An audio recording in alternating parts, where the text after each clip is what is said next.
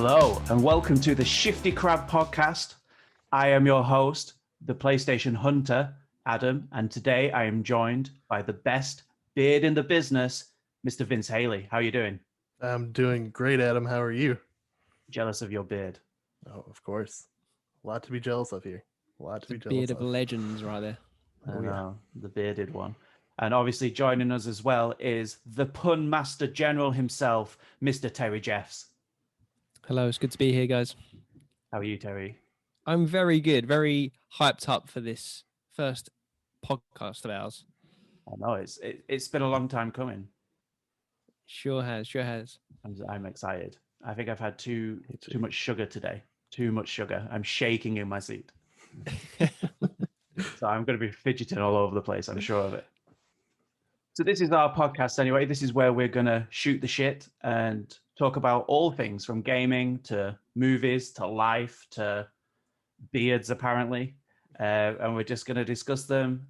And you can join us and just enjoy what we talk about, really. Obviously, we have our new show, which is Shifty Crab News Break, which you can see 3 times a week. But this is our podcast, which is a bit more laid back, a little bit longer. So just, enjoy what shit we rabble on about, basically. Just chilling. Just chilling. So you've seen us on the news, but you haven't really got to see who we are as people. You don't really know much about us. So guys, I thought that we'd do a game called Hot Seat. Ooh. A quick 20 seconds each. And it's going to be rapid fire questions. And you just got to go with your gut and give us an answer. You guys up for it? I'm nervous. Oh, yeah. On the spot. Here we go. I feel like I'm on a game show right now. All right. Come on down. Okay. We're going to go to the bearded one, Vince. Oh, You're going to go first. Are you ready for this? The really simple questions. Just go with your gut. All right. Hit me. Okay. Question number 1. Let me start the timer. How do you spell anti-disestablishmentarianism? Go. No I'm idea. I'm joking. Okay, here we You go. lose. Oh, God. Best computer game you've ever played. Half-Life. Oh, good answer. Favorite meal. Pizza. Worst bad habit. I used to bite my nails a lot. That's a bad one. Left-handed or right-handed? Oh, right-handed. Favorite movie franchise. The MCU. Solid answer. And finally, we're going to go with worst movie franchise. DCEU. It's hard, but Coming true. in with the It's harsh, bones. but true. Starting some shit already. Now you know everything DC. there is about Vince. That's it. Yeah. So you, in the MCU, what would you say is your favorite film? I did this a long time ago where I just sat through and just ranked the movies. And honestly, I do have to say Endgame, probably over Infinity War. Just because it's the culmination of, 10 years to just a massive ending that was just so perfect and so well done. A very brisk 3 hours that you don't even feel. Yeah, it was. I'm currently going through all the MCU in timeline order because I haven't sat down and watched them all since Endgame. So I wanted to go through them, and I've been doing it over the holidays. And I'm not quite back at Endgame. I've got Infinity War next and Endgame, and I'd say Endgame is just an incredible way to finish up until the end of Phase 3. So good. Oh, for sure. Honorable mentions, I'd say for me, are Thor Ragnarok. I think is a great film. Yes. Doctor Strange, I think, is a really good film. I really enjoyed them. And I didn't really like Captain America before going into the MCU, and I didn't really give his films much of a chance. But going back and watching them, I've really enjoyed them, and I really enjoyed his arc. Yeah, Cap trilogy is the best trilogy in the MCU. It really is. They just do keep getting better and better each movie. It's amazing how they Winter did that. Soldier. Winter Soldier is probably my favorite of the lot. I mean, Winter Soldier's good. Thor Ragnarok's up there and Civil War's up there. But yeah, I'm currently going through them with my wife at the moment because I mentioned to you guys before we saw them all at the cinema, and she stopped at about at the end of phase 2, and so now we've just kind of jumped back on them again, and we've been watching them. We watched Doctor Strange, and then last week we watched Guardians of the Galaxy Volume 2. So we're doing Spider-Man Homecoming this weekend. So we're watching one a week at the moment. So I'm just really enjoying going back through them again. I can't wait for her to get to Infinity War. You know, I'm just kind of building up to that. I'm trying to hype her up each time. I'm like, because she enjoys it, but she's not like fully on the hype train. So I'm trying to pump her up after each showing. You know. I can just imagine Terry sat there and it's the sofa and it pans across and he's just there with the shield going like full costume, like holding Mjolnir and the shield in his Captain America costume. Like just sitting there with my Hulk gloves on. I'm just like pointing out everything, just like, so you know, this is important, you see, because soon you're gonna see Thanos coming up and all, you know. There's some incredible things. Do you know what? Watching it back is probably the best decision I ever made because obviously, especially in timeline order as well, because there's so many nods. It's such a deeper level than I remember. For example, and this blew my mind, and this wasn't something I'd read, and usually I read about trivia for films and stuff like that. I'm a bit of a nerd when it comes to movie trivia, but I didn't read about this, and I hadn't really read about most of the Marvel films for some reason. That in Doctor Strange, when just before he has the car accident, there's and he's going through the options for who should be his next patient. The first one that they say is experimental military equipment with a back injury and partial paralysis. They're on about War Machine, the accident from Civil War. Yeah. And he says no, which is right before that. Yeah, he says no, boring military tech. What did it do? Snap him in half or something like that. Like he just passes on it, but it's War Machine. Yeah. And then at the same time, in I can't remember which film it is, they mention 3 places, and they go, "Oh, I think it's in Black Panther," and he said that they've sent their spies out to 3 places, and the 3 places are New York, Hong Kong, and London, which is obviously where Doctor Strange. Obviously, it's the 3 sanctums at the same locations, and that was the next film. There's just so much stuff peppered in everywhere. It's just that's what I love about it. You know how they've built up this solid foundation. It's just so good. Yeah, and I haven't watched WandaVision yet. We're obviously, as soon as we finish Endgame, we're going to start WandaVision, and that should be nearly finished really by the time. So we can get a good chunk of that in and watch that before. Then I'm guessing what'll be after that, Black Widow, and then it's hopefully the Winter Soldier one, the Captain America and Winter Soldier. What's that one called again? Oh, the Falcon and Winter Soldier. Falcon and the Winter Soldier. Yes. Yeah. Mm-hmm. Yeah, that, which I think it hasn't got a release date yet, no? Not yet. I know they're probably shooting like the end of the summer. Or summer, you think? Oh, I think they said that previously. I don't know if it's been changed or not. Yeah, it'd be interesting to see. But I agree. MCU probably one of the best. One of the best. I'm sure when I ask Terry that question, he's going to say another very British franchise. I believe might be one of his potential answers to that one. So maybe. Mr. Terry Jeffs, are you ready? Go on. Here we go. Favorite game of all times? Final Fantasy VII. Final Fantasy VII. Favorite meal? Any curry, really. An Indian. Anything hot, spicy. I want an Indian. Favorite alcoholic drink? Oh, I love bourbon. An old-fashioned, definitely. Definitely. Favorite movie franchise? 007 is close. Oh. But I'm going to go with Star Wars. Star Wars. And then finally, least favorite gaming franchise? Least favorite gaming franchise? I mean, it could be many things, but Call of Duty, I I liked them back in the day, but it's one of those things. It's just doesn't interest me. I see a new trailer for it and my brain just kind of switches off. I just don't. Yeah, It's not for me. I'm not into the whole war stuff, the modern war stuff, like the World War II things and things like that. Just not into the whole realistic modern war stuff. Yeah, I'm pretty similar with that. I'm not a big like. Do you know if they come up as like occasionally free to play or something like that, I'll have a go.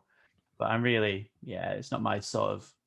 Yeah, give me something sci-fi or fantasy like Overwatch over there any day, like Destiny, like anything like that. But yeah, just not interested. So, were you a big fan of games like the Mass Effect games? Being so, sci-fi or yeah, I mean, I want to play through the Mass Effect games. I got Mass Effect 1 when it first came out, and I played through about halfway through that, and I just couldn't get through it because I just felt the combat and it was terrible. But I loved the storyline and the world building and stuff like that. And I know how. I think I got Mass Effect 2 and 3 back on the PC back in the day. And I know how good the story in that is meant to be. And I've just never got around to playing them. But now with this remake trilogy that's the dropping down, one, it's like the perfect opportunity to jump on it because, it looks so good.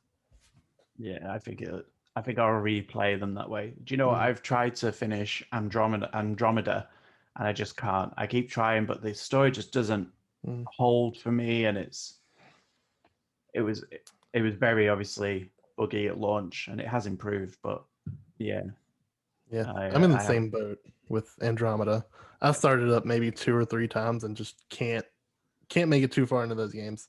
And as someone who loved the original Mass Effect trilogy, like I think I played those about 3 or 4 times each, including 3. Wow. I just love that trilogy. Andromeda was such a letdown. And it was such a shame as well. Like, because I was interested to see what they could do on, obviously at the time, next gen software. Like, because obviously it was, I think, it was released on obviously the last gen, but it was the only one released on that generation, wasn't it? I think Mass Effect 3 was released the console before.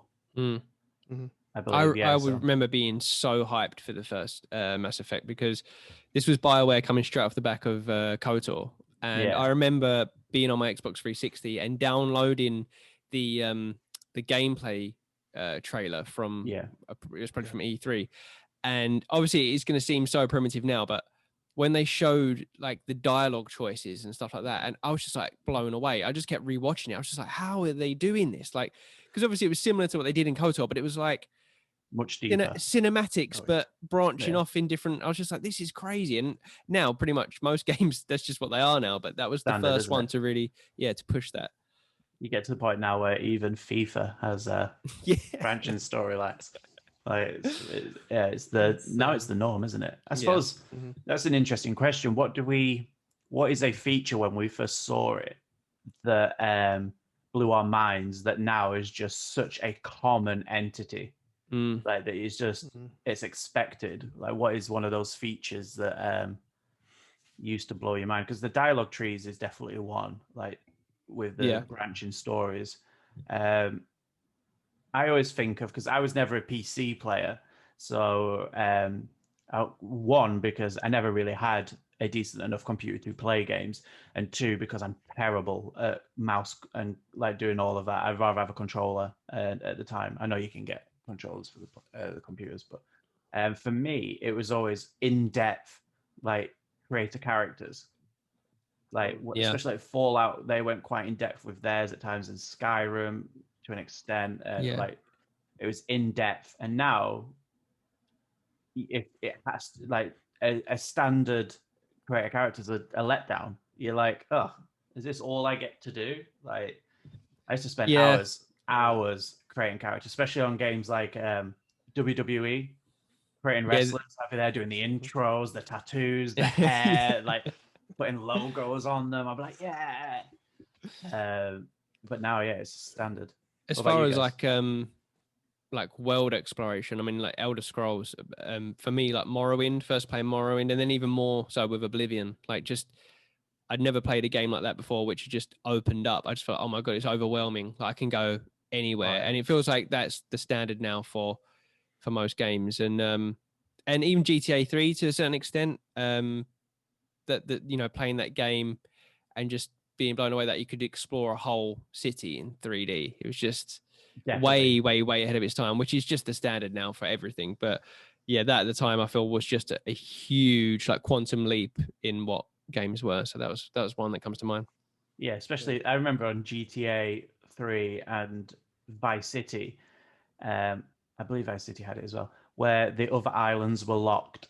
Yeah. You know, like you couldn't, and there used to be The dodo. the dodo, yeah, get the dodo that could barely get up, or and it was an amazing thing if you could get over to the other island early. You try and jump your way, and there weren't really boats or anything, so you couldn't go across. And I remember San Andreas coming out, and I believe San Andreas, it was all open to start with. You could just go wherever you want, couldn't you? Well, yeah, I think you could get to the other areas in the map, but I think you automatically got 5 stars. Yeah.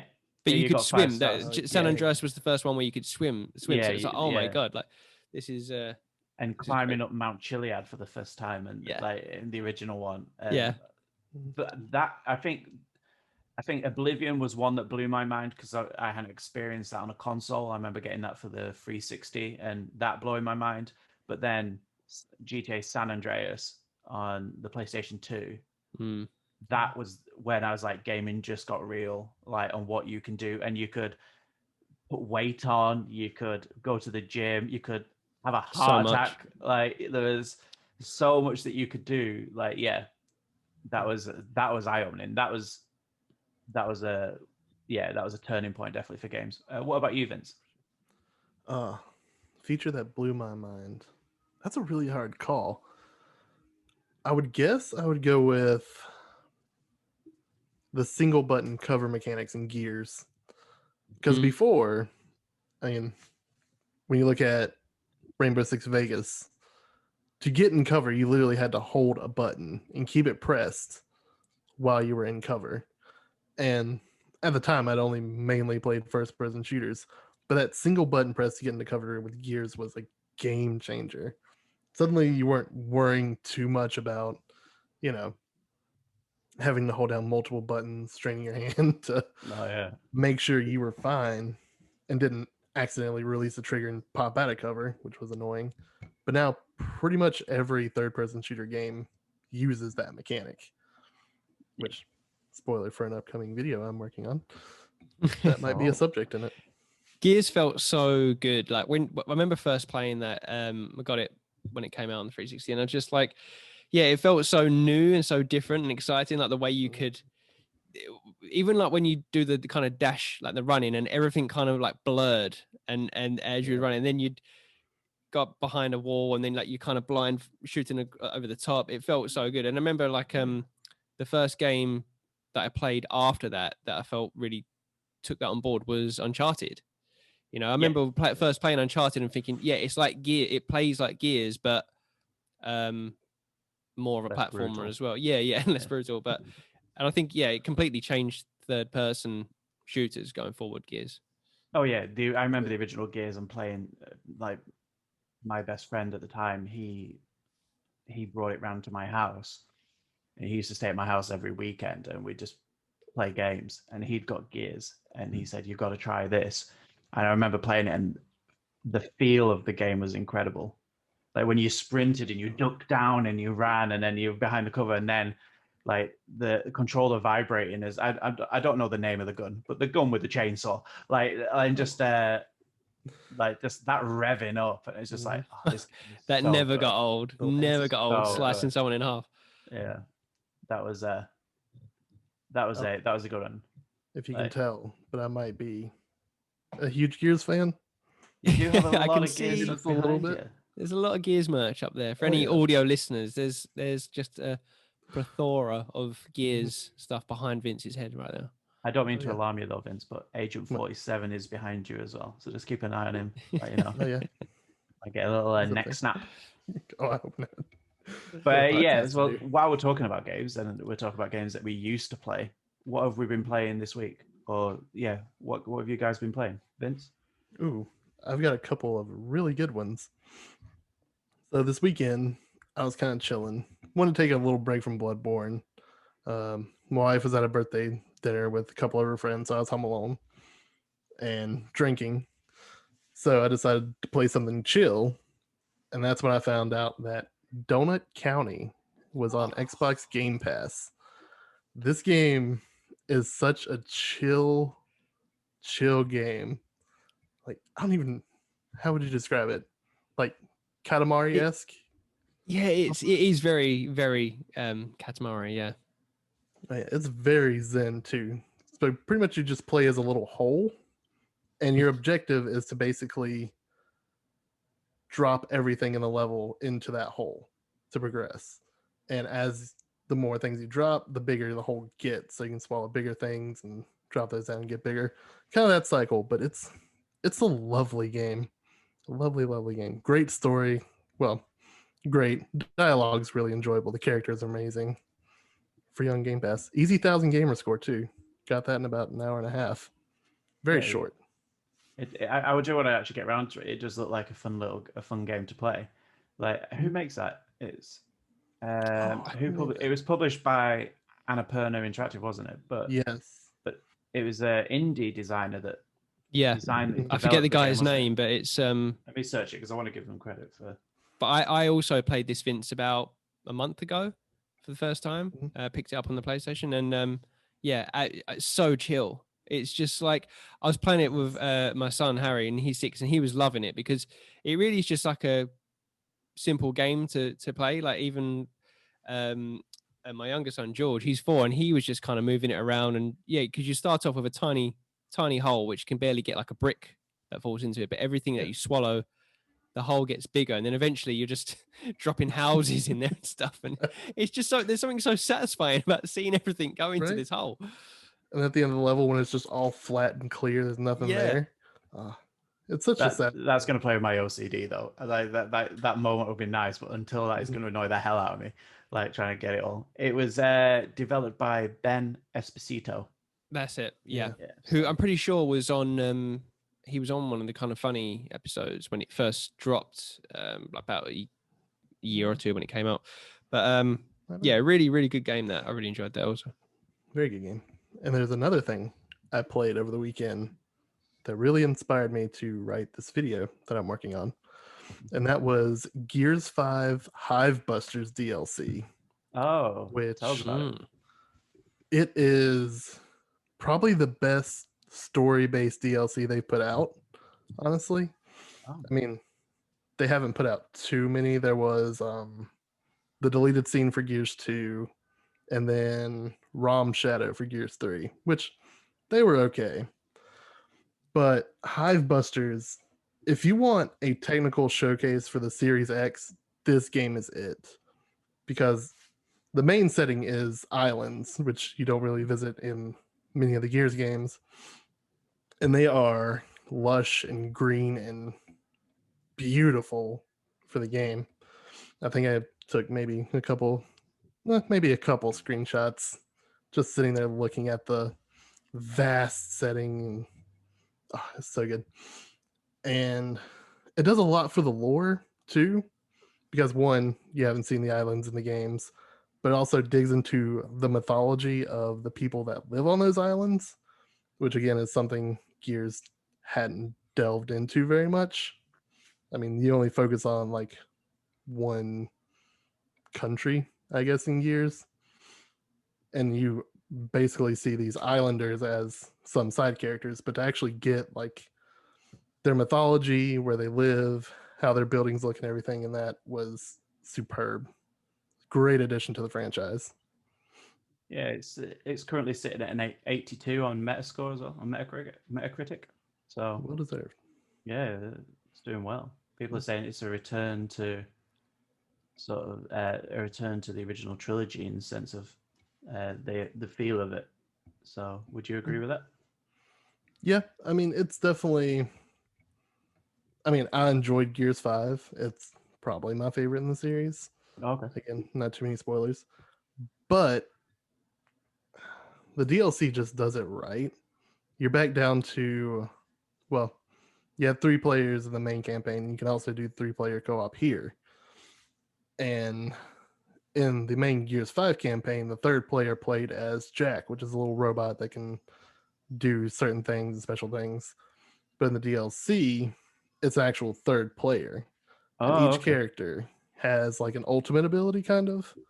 So you have Keegan, who has a resupply, so you can drop ammo. Lonnie, who has an electro blade, which is basically just a melee centric character. And then Mac, who has a shield, so you can deploy a shield in front of him to basically block bullets and you can shoot through it.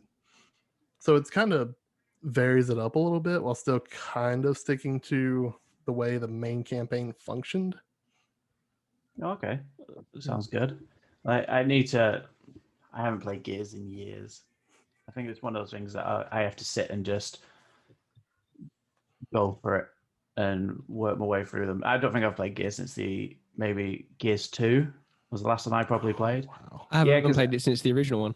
Yeah, because I moved mainly over to dominantly playing on PlayStation, so it wasn't really an option. And I have an Xbox now, so I probably should. To be honest, I mainly use the Xbox is in the spare room.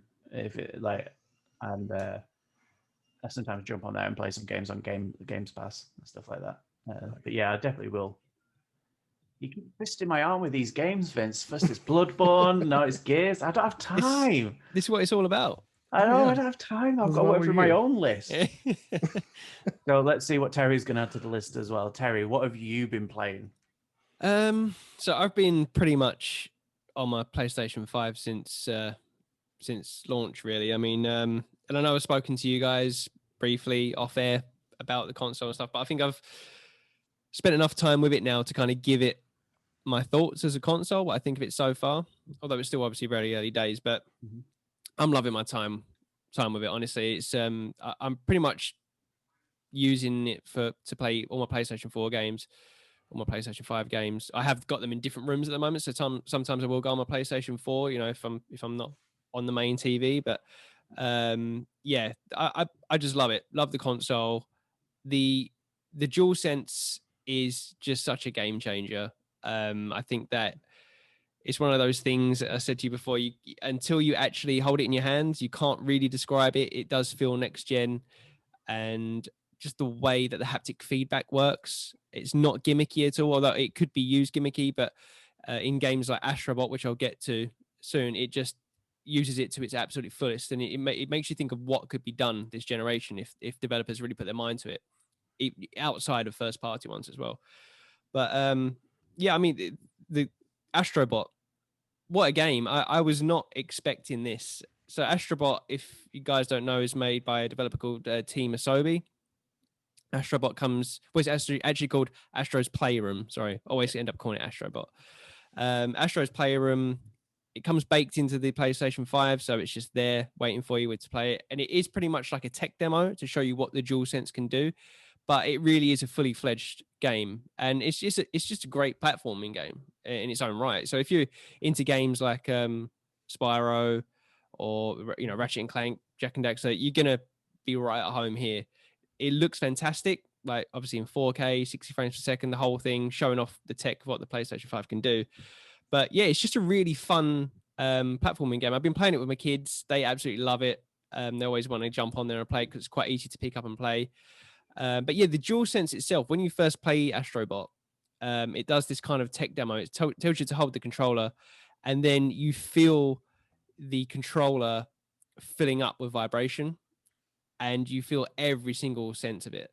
And then it chucks a load of tiny Astrobots into the controller, and you feel them and you hear them through the speaker inside, and you can turn the controller side to side and you can hear every single Astrobot inside there drop in and hit sides.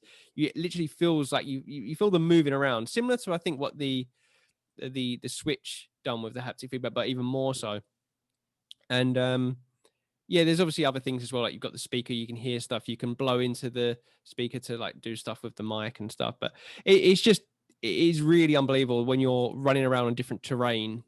You can hear the grass through the controller. You can feel that you're walking on grass. Feel when you're walking on metal or in water, like every single different surface. And it just makes you think, oh my God, like what could Naughty Dog do with this? What could Sony Santa Monica do with this if they put their mind to it? Can you imagine God of War throwing the Leviathan axe with haptic feedback, just it building up and then just releasing it? And do you know what? I'm so jealous. It's unbelievable when you go back to, because I have been bouncing back to my PlayStation 4 every now and again, and yeah, it's hard to go back. Like it's hard to go. Yeah. It's it really does feel like, wow, okay, this tech's really aged already, But the game itself, what really took me by surprise with Astro's Playroom is I was not expecting how much it was going to tug at my nostalgic heartstrings. This game is unbelievable how they have tapped into the history of PlayStation. Like they are like pulling references from the deepest, darkest like places of the Sony museum. It's unbelievable. I won't spoil like too much about it, but as you go through the game, you will see these kind of other Astrobots spread out and kind of filming scenes from games. And there'll be stuff, and there'll be, and you'll look at them and you'll see like, oh, I can see what they're doing there. That's the scene from Uncharted. It'll be like maybe one of the Astrobots clinging to a wall and like shooting down. Yeah. There'll be one from God of War, but then they'll be putting stuff from like, Flower and Patapon, but there'll be stuff from like stuff that you think, how did they even, like a really niche game on the PlayStation 1? Like there'll be stuff like Onimusha, Devil May Cry, everything like just. And as you go along, you're collecting things like stickers and stuff. There's like a main hub world because this whole game is set inside the PlayStation 5. So you can kind of look up and look around and you'll realize that you're actually inside the PlayStation 5. So there's different zones. So there's one for like the GPU, which has an amazing song, which you would never, ever get out of your mind. It's in my end. There's not a day I don't think about the GPU song from Astrobot. There's like one that's about like the RAM and stuff like that. Is just all one centered about the fans, like which is called the cooling springs, which is like it's really cool what they've done there. But so you go around, you're collecting hardware from out the PlayStation's history, and when you collect it, it all goes in a center room, and it really makes you think like, wow, like PlayStation have made a lot of hardware over the years, like a lot of stuff, and they've got everything in there, and the detail is just incredible. The 8 megabyte hard memory card. Yeah, the memory cards, they got like the move controllers in there, even like the little I don't remember the little it was like a memory card they released for the PlayStation 1. It didn't release outside of Japan, but it was like had an LCD screen on it and you could play games on it. They even got stuff like that on it, and you can interact with all this stuff. Like you can turn it on, makes all the sounds. Big nostalgia trip. Wow. Like I think what as I've spoke about on the news, obviously I'm desperate to get the PlayStation 5. So all this does is fuel the jealousy and hatred like inside. But I think Sony get a lot of flack for certain things, but they know how to do nostalgia. And they're proud of where they come from. And I think all I ever hear about this game is that it is a trip down memory lane with the future of gaming as well, with all the haptic feedback, but it's still that trip down memory lane. And I love that stuff, man. I've had every PlayStation. It's always been my go-to console, even though I'd say the 360 is an incredible console. I had a great time with the 360. PlayStation was always my home, like the one that I'd go to. So for me, that's what I want from a free game that's built into the console. Like I don't think you can go wrong with that. I don't think, Vince, you have the new current gen Xbox, don't you? Yeah. Does that have any game built in? No. I know you could have Game Pass if you pay for Game Pass, but is there anything actually built in on the? Unfortunately, no. I mean, they pretty much just have Game Pass and the free games every month via Gold, but nothing's built into it. Because the 360, the 360 had Hexic. Yeah. Hexic HD. Yeah, that was addictive playing that one, but but it's amazing to see how far we've come. Yeah. From the arcade game basically that they had on that to a fully fledged tech demo. And it really is a fully fledged game. There's so much stuff. It's a couple of hours, isn't it? It's a couple of more hours. than that. No, more. I mean, I platinumed it in the end, and because it really is easy to, not easy, but it makes you want to go on and collect all the stuff. Yeah. Especially because like I just wanted to collect all the hardware and just see it all and look at, because I love that kind of stuff anyway. I collect retro consoles and stuff, so all the stuff that was there I knew what it was. I was familiar with it, but there's probably going to be people playing this that be like, what the hell is that? When did they release that? But it tells you, and there's like, I love a good pun, you know that, guys. Everything that you unlock, it will say something about it, like a little niche thing. Like it's just crazy. And I was not expecting to play Astro's Playroom and get to the very ending of it, which I won't spoil, but I was legit, like, I had shivered, like my hair was standing up on the back of my neck because the references they were pulling, I was just like, I can't believe that I was 8 years old again. You know, I was just like, That's oh what my you God. want from a game. That's what the sound and everything. I was just like, oh my God, how did they? Oh, it was amazing. Absolutely amazing. Would you say, no, this is a big claim. Would you say it's the best game you've played on the PlayStation 5 so far? Or it's been my favorite complete experience so far. So I mean, I've played, as far as PlayStation 5 games go, I played that and then went on to Bugsnax. So Bugsnax was the first kind of PlayStation Plus game that was released on the PlayStation 5, and yeah, absolutely loved that. I played that through with my son Harry, and that's his favorite game on the PlayStation 5. He absolutely loved it. If you don't know what Bugsnax is, it's developed by Young Horses, who done Octodad. Yeah. And yeah, I didn't know too much about Bugsnax other than it had a really awesome, catchy theme song that was at the announcement trailer. But I didn't know what to expect from it. Didn't even know what the game was going to be. But it's just like another chilled game. So I think you like this, Vince. Similar, like, kind of chilled vibe to Donut County. I think it's like, the only thing I could compare it to is like Pokemon Snap. So it's like Pokemon Snap, but you actually are trapping the Bugsnax. So yeah, I mean, you're a journalist you've gone to this island called Snaktooth Island, and there's these creatures called Bugsnax, and they're basically like, I can't remember the names of them, but there'll be like a raz, what's it called? Basically, like, there'll be like one that's like a raspberry, which is like a bug, one that's like a pizza that's flying, and you are going there and you're trying to collect all of these things, and it's pretty much like a puzzle game. So you've got to figure out how to get them. You get different traps and you collect different traps as you go along, and some of them are more trickier than others to collect, and there's about 100 to collect in the game. But there's a story there. There's characters, and the characters and the story is a lot deeper than I thought it was going to be for a game like this, and the writing was really, like, good. And just really enjoyed it. It was like a really, really good game to play through and kind of go through it at a slow pace. Really, really enjoyed that. You guys should check that out. I will, when I can eventually play it. I will check it out. Back on the past generation of consoles, I have been playing Hitman 3. Yes. I have finished the campaign so far. Whether they release DLC, they have done with the other ones. Usually released a few extra maps, but and it is by far the best in the trilogy.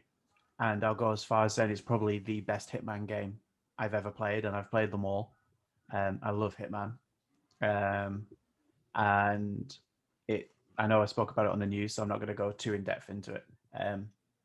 I think potentially this will be the first game that I ever platinum.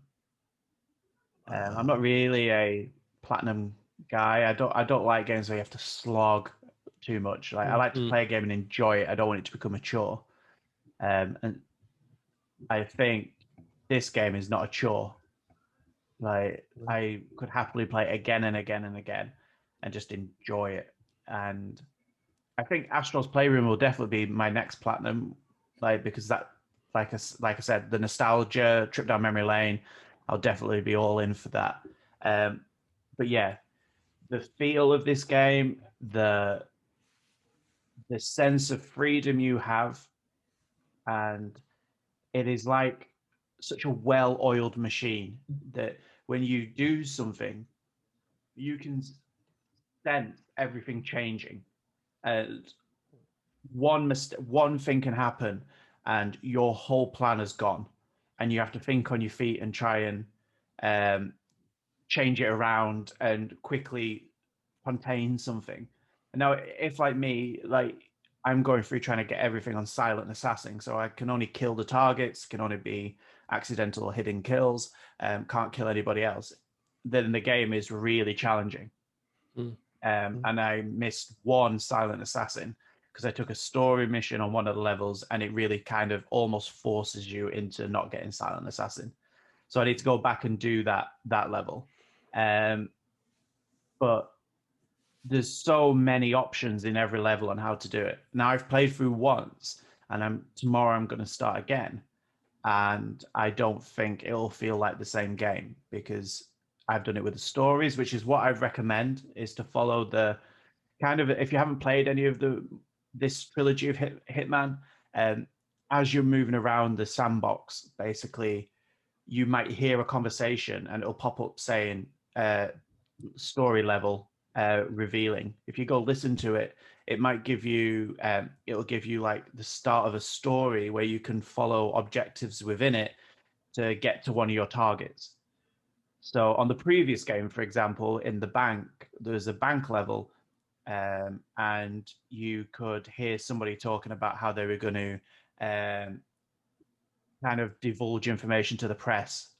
Now you could, and they were trying to find this to stop it happening. Now, if you went and found the information and gave it to the reporter, it would cause the stocks to crash.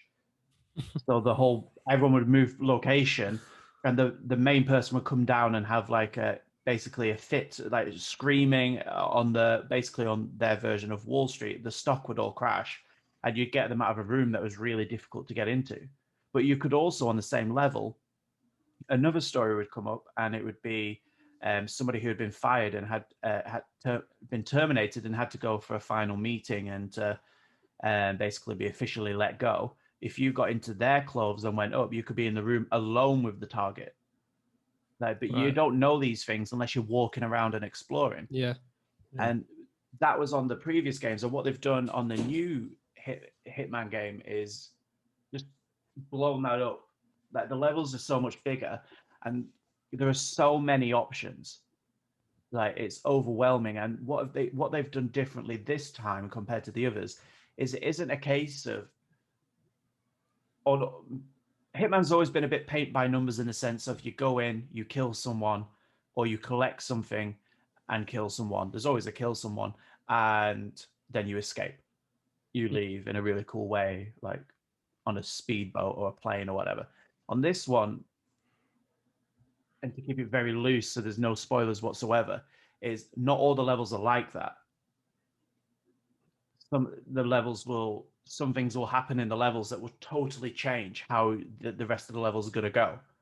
And it might be after you've killed someone or done what you need to do, something might happen, and it happens in quite a few levels, or it'll all change. Or some levels have a pre-level that you do, and then the level all of a sudden opens up and you see what you actually have to do.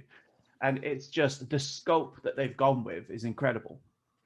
And obviously we talked about it on the news about them obviously doing Project 007. And the more I play this game, and I thought about it after we came off the news, they already have a 007 game there built. Like really, you can play Hitman like 007. You could do a lot of the things that he would do. You can have the gunfights. You can do all those things if you want to. You can sweet talk your way through. You can get the invitation to the party. You can do all that. They have the foundations there.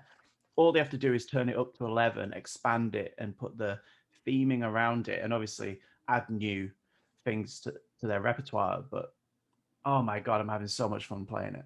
Have you guys seen the No Clip documentary on the Hitman games? No, but it's in my save videos to watch. It's definitely worth a watch. Yeah, when you see how they design the levels, and as you said, I'm like how when you do something, everything changes, and you can see how they program the AI of the characters and the paths and the way they take and how that can just change on the fly. It's crazy. Like it really is like when you see how they develop it, it really is like a puzzle game. But it's great. But no, I haven't played the new trilogy. But I was going to say that the way you played the original when it came out, right? The not the original, but Hitman 2016 or whatever it was. Yes. Because they released the Episodic, levels, yeah. And has that changed the way that you play this one, like for you personally? Because obviously you must have been playing the same level over and over and over again with that. So with the first one, I didn't want to do it episodic, Right, so okay. I waited until they'd all been released. Yeah. So I didn't really go. It's not the way that I really want to play a game. I like to have it all there and work my way through it at my own pace. If I want to have a 12-hour session on Hitman, then that's what I would do at the time. I wish I could do that. I can't. But and I think the levels that they had in the original one, even though they were really good levels, they were a lot shorter. So I think what that helped with is you would have finished that level. You could have gone and spent time, because you had time, just getting 100% on that level. Yeah, getting the most out of it. Yeah, because there's certain ones that are really difficult. For example, on every level, there's one of the objectives is chameleon, and you've got to wear every outfit in the level. So some of the levels can have 12 to 15, 20 outfits, and you'd have to knock someone out, hide them, get in the outfit. Now, once you've gone through and done Silent Assassin, it's not a problem, because I could just go in, shoot them all in the head, just switch between their clothes, do the objective and leave. Now it's a case I get to do that fun stuff of just doing everything you need to do. You have to do all the different kill types and do all the stories. So you have to go lots of things. So it does work episodically, because you could spend a lot of time on each level. But for me, I like just having the game and being able to play through it and know that they're probably going to release some DLC. So I'll get new levels, which is always good. But you can definitely see their arc. And I think they realized that people didn't really want the episodic. So when it came to the new game, they were like, yeah, here you go, have it all. And I think because they mastered how to do it. And I think with the episodic, they were worried about how it was going to be received. So they had time to change it in between.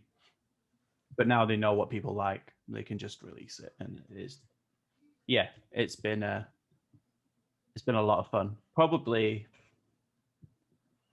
I know this is a big claim, the best game I've played since Last of Us 2 is Hitman 3. Oh, wow. Yeah, so I've enjoyed Valhalla. Like I said, I tried to play that over Christmas, but they did a stupid Yuletide update that basically broke the game. So yeah, you couldn't fast travel. You couldn't use your bird. You started the level drunk every time you loaded it.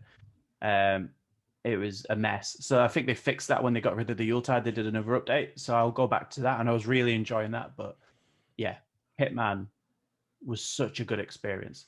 And you don't have to play the others really, because they give you a recap at the beginning.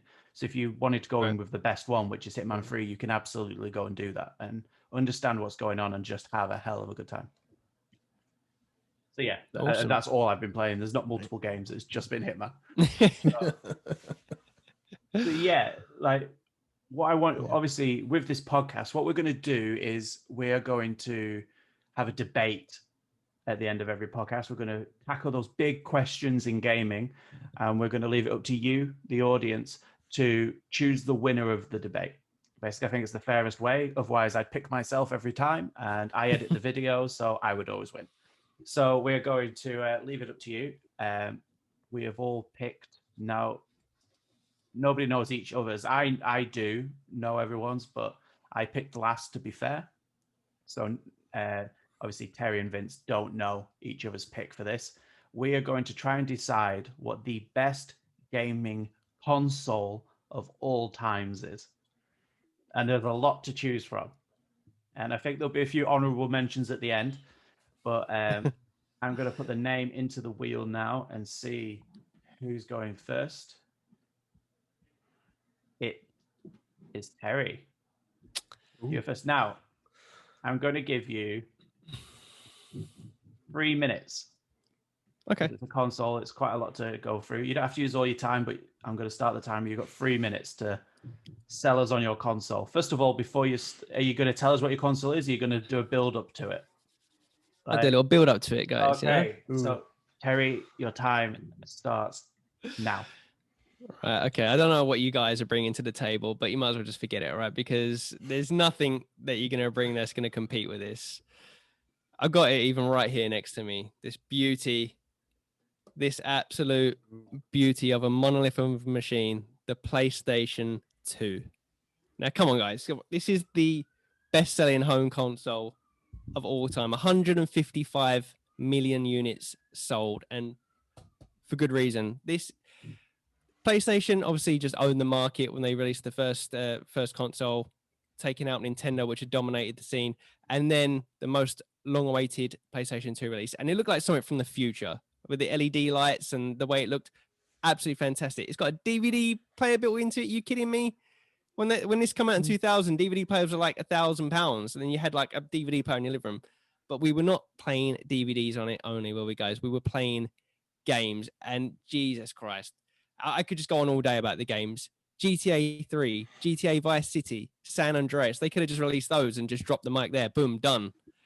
But then we got the Metal Gear Solid 2, Metal Gear Solid 3, Final Fantasy 10, Final Fantasy 11, Final Fantasy 12, Resident Evil 4, Okami, God of War 2, Burnout 3, Devil May Cry 1, 2, 3, Gran Turismo 3, Gran Turismo 4. What more do you want? Should I keep going? Eco, Bully, Ratchet and Clank series, the Jack and Daxter series, Kingdom Hearts 1 and 2, Prince of Persia 1, 2, 3, like SSX, Tricky. It just, there's going to be so many people screaming at their screen, and Time Splitters 1, 2, 3. You know what I mean? The console launched with Time Splitters. Like, what more do you want? Tekken Tag Tournament and Ridge Racer 5.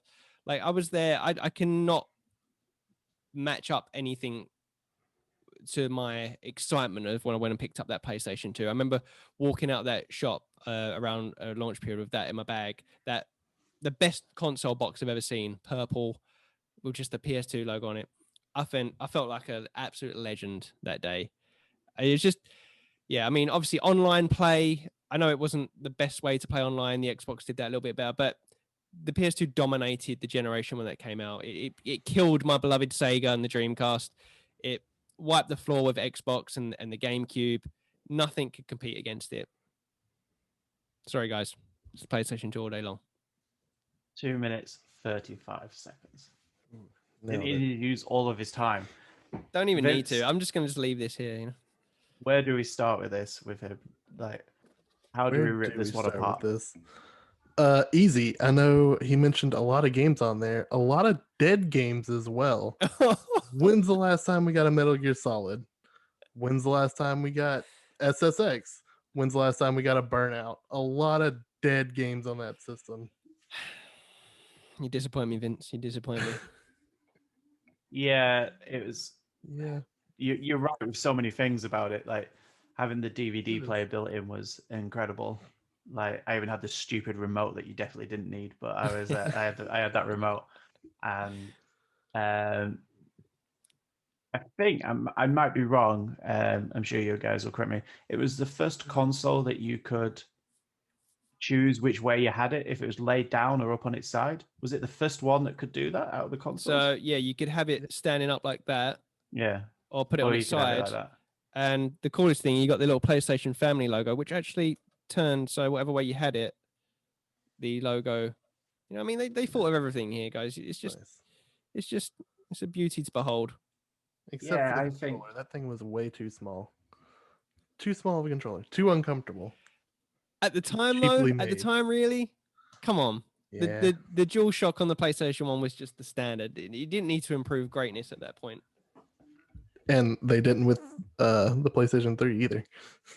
No, they kind of went backwards with the PlayStation 3 controller. They really did. Which is why we're not talking about that one. Yeah.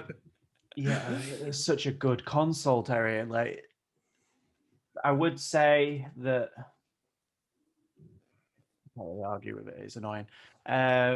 You can't argue because it's true. Come on. Is it the greatest console of all times? I don't think so. No. I think Go on, then. there are others, but it's a good console. In fact, it's a great console. But you still had a problem that memory cards. It was still that era. So does that take points away from it because you still had to use a memory card for your games. Like, so does I don't know. at the time that was great, but you Yeah. look at technology as a whole. Yeah. For me it's a cross. It's a mark against it.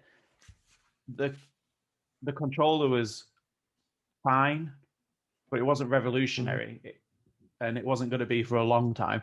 Right. And it wasn't the prettiest of consoles. Get out! I'm not having that. I'm not. I don't think it's the prettiest of consoles. I am not having that. It looks like a cheese grater. The only thing prettier than that console is maybe the PS4. Maybe the PS4. What about the PS5? Do you not think that's a pretty console? I like the design of PS5. It's not as nice looking as the PS2 or the PS4 in my opinion. Okay. But, well, yeah. I'll give you 10 seconds for any closing remarks to seal, so you get the last word on this one. So go. No other console in its generation dominated like this did. No other console had the console exclusives that this had at this time. Like, if you guys can pull a console up that can hold a candle to that, go for it. I'm all ears. What a great closing statement. We won't argue anymore on it. That is your closing statement. So we have Mr. Terry Jeffs with the PlayStation 2. Next up, it is Vince. And this one is interesting. So, Vince, whenever you're ready, I'll set your timer. You have 3 minutes. Your time starts now. So, Terry, you mentioned the PlayStation 2. Well, I'm going to bring to the table the Xbox 360. I knew. Let's go, baby. I knew it. What console revolutionized online multiplayer? The Xbox 360. What console had great exclusives? The Xbox 360. You had Halo 3. You had the original Gears trilogy. And many people don't really remember this, but 2 of everybody's favorite gaming franchises started on the 360, and that is Mass Effect and BioShock. Probably 2 of the best story-based games started off on the Xbox 360. Now, you want to talk about online games? We had Halo 3. We had Call of Duty, which, I mean, I know hasn't aged well. Most of them newer games, not great. But Modern Warfare multiplayer was the standard. It's the reason you owned an Xbox 360. Let's be real. Not to mention, that's where the Xbox 360 is where you got the indie revolution. You had Limbo, you had Bastion, you had Braid, all pushed via the Xbox Arcade. We wouldn't have Hades today if it wasn't for Bastion on the 360 and their push for it. And that is my time. Oh, you're not using all your time. Oh. No. I feel like I've made 1 minute 48. Is that confident? Like, it didn't even go into the 2-minute mark. Okay. You shouldn't be confident. You shouldn't be confident. Terry, do you want to go first, or do you want me to rip him apart first? You go first. First of all, no console has been synonymous with failure like the Red Wing of Doom that the Xbox 360 has. It is a meme that still haunts people's dreams to this day. No console has ever had that much of a mass failure that it is still known today. What, 2 consoles later? And you say that the game started on the 360, but did they stay on the 360 or did they go to better consoles? Here. Like, they couldn't keep them because they knew they could do better on other consoles. Can you say PlayStation 3 is a better console? Can you? The one that's not backwards compatible? No, I understand. But one of the first that's not backwards compatible. I'm sorry. We're not talking about the PlayStation 3. We're talking about the Red Ring of Doom. I'm trying to distract the situation here. Yeah. Stop shifting it. Okay, Terry, you want to add into this? Yeah, I mean the Red Ring of Death. I can speak personally. I bricked 3 Xbox 360s in my first month. Oblivion killed it like 3 times over. Yeah, I'll give you the Xbox Live. Obviously, it was great to play online. Yeah, Xbox 360 coming out of the gates hot, spending that cash, getting the exclusives. I remember the GTA 4 episodes and stuff like that. But then over the generation, they started to fizzle out. They really did fizzle out. They weren't investing in new games, new franchises. Let's be honest, all the franchises that started on the 360 are dead. We just got like Forza and Gears and Halo. We don't even see much of them these days. Just not enough stuff going on. Not enough stuff going on. And I think the PS3 at the end of that generation had way much more exclusives coming out. Terrible controller that was known for button sticking as well. Like it was a cheaply made controller, which absolutely destroyed batteries. Yeah, 8 from batteries. Come on. It was too early in like they took too much power out of the batteries. They hadn't refined that technology yet. I understand you could go the argument it worked, so now we can run, but like it limped. It did. Like and also, I don't see the blades. Absolutely love the blades, and then they started changing the UI to some other crap. Should have kept the blades. Yeah, blades were great. The 360 didn't know what it wanted to be. It had more updates than a PlayStation 4.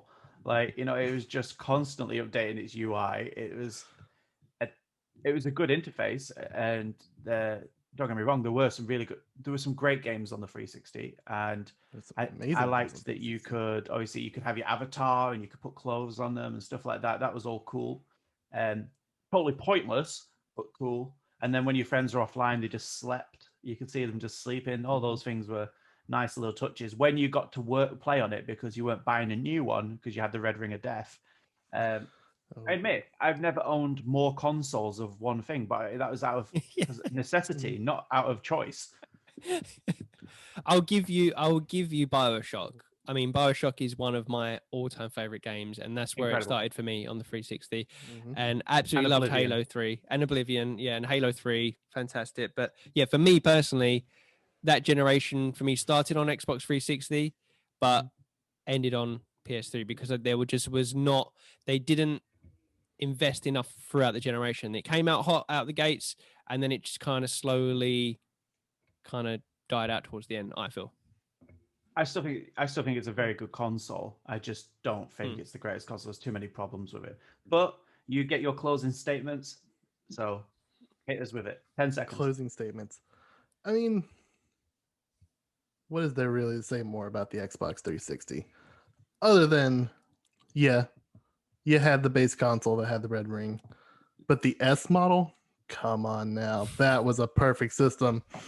That was amazing. And they were the only consoles at the time to do limited edition versions. I still have my Gears 3 Xbox 360. I had the Halo Reach Xbox 360. Ooh, boy. Those were some good systems. Plus the faceplates on the original ones. Come on now. Yeah, that was always fun customizing the faceplates on the original 360. Yeah, you can have that. That was a good. So we have Vince with the Xbox 360. And I'm going to close this out. I'm going to start my timer. I will do it fairly. This should be interesting. Okay. We've had the Xbox 360, which is a mediocre console at best. We had the PlayStation 2, which, don't get me wrong, was a great console. Ugly, but great console. But it was just so limited with tech. The console I'm on about is the forefront, in probably one of the toughest console wars, destroyed its biggest competitor, who had the better console. I'm talking about the PlayStation 4. You're talking about games. You're talking about games. He's playing it safe. I'm not playing it safe. You're talking about, oh, we had GTA. Oh, we had Oblivion. I'm on about Last of Us Remastered, Last of Us 2, one of the greatest games of all times, which Vince yourself agrees with. I'm talking about God of War. I'm talking about Horizon Zero Dawn. Like, just to even start this conversation, I'm on about AAA 10 out of 10 games that have changed the way gaming is done. I'm about Uncharted 4, like games that are now at such a high level that PlayStation 4 games are the benchmark for AAA games, for new AAA IPs. Are they going to be as good as God of War? Are they going to be the Xbox's God of War? And nothing comes close. It might not be the best looking of all the consoles, but it's better than the cheese grater. At least it doesn't have red rings. Okay, it does sound like an aeroplane. I admit it's loud, but it was the console that was written off before it came that the Xbox One was going to be more powerful. It was the better console. It would have the better games. And all Xbox had for the whole time was Game Pass. That's all they hung on to. It's like, yeah, but Game Pass. Yeah, and it destroyed it with everything else. It's like, your Game Pass game's great. Here's another AAA game. Ghost of Tsushima, fine, that was average. But knocking it out the park again and again and again. The best console, I would say, of all times, with one of the best controllers of all times. I think the DualShock 4 is a great controller.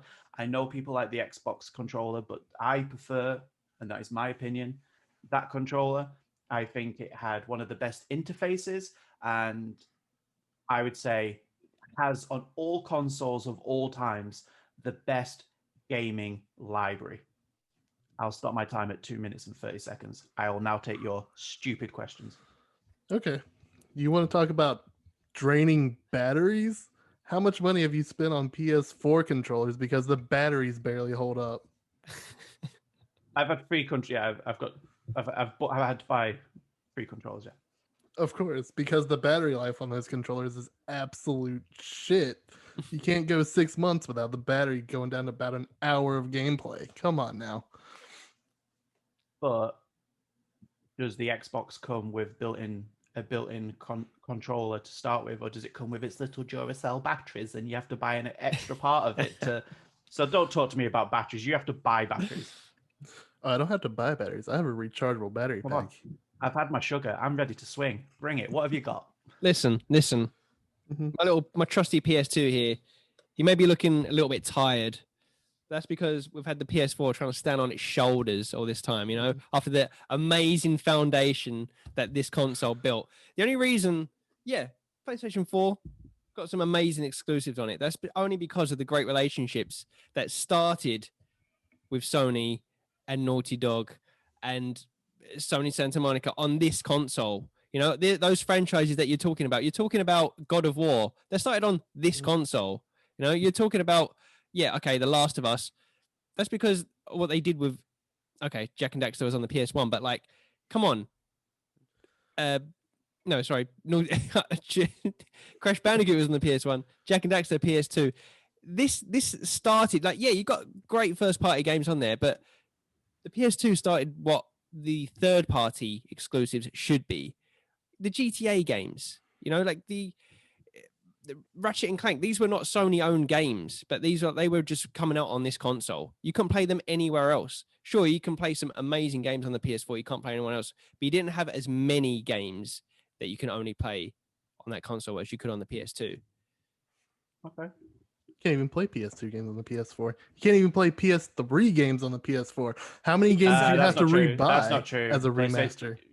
PlayStation Don't Now. you bring up PlayStation Now. Don't you dare. PlayStation Now has a lot of PlayStation 3 games. I'm currently playing Braid from PlayStation 3, which is a terrible game and no one should play it. It makes me feel sick. So, which, again, got its start on the 360 via arcade. Once again, telling you it's a terrible game. And that's where it started. Listen, I've heard your arguments, but if you were to look at the top 20 games of the last 20 years, or even 25 years, I'd say that more would have come from the PlayStation 4 than they would have come from any other console. If you look at what the PlayStation 4 did for gaming, and it dragged the Xbox to the levels that it needed to be. And even now, on the next console, on the new Xbox, they're aiming to be the PlayStation 4 quality games. They're not aiming to beat the PlayStation 5. They're aiming to beat the PlayStation 4 because they couldn't do it on the last generation. That's how good the games were on the PlayStation 4. That the new generation are still using them as the benchmark. I'm out. That's my time. We're done. I mean, respect all of your opinions. No, that was my rebuttal. No more argument. Gotta weasel his way out of it. He's wrong and he knows it. He We is. will see. But guys, it is up to you to decide who is the winner of this. We will put it on Twitter. We'll put a poll. Listen to our arguments. Disagree with us. Agree with us. You have to pick one of these three. There's not going to be an options box. So, like, whichever one you think, and it'll be an official, the greatest console of all time, and it'll be known by all parties, all publishers, all games journalism will refer to our list of the greatest game of all time. I need to make sure there's like Mm-hmm. plenty of older gamers, more retro gamers that are seeing this poll rather than your normal like young Twitter followers and stuff like that. You know what I mean? Because he's trying to play to the masses here, Vince. Oh yeah, he is. Now I'm playing too. Greatest of all time, most recent I was, console. why don't you just go for PS5? You know, like, just Right. like make it. I wouldn't know, Terry. trending right I now. wouldn't know about the PlayStation 5.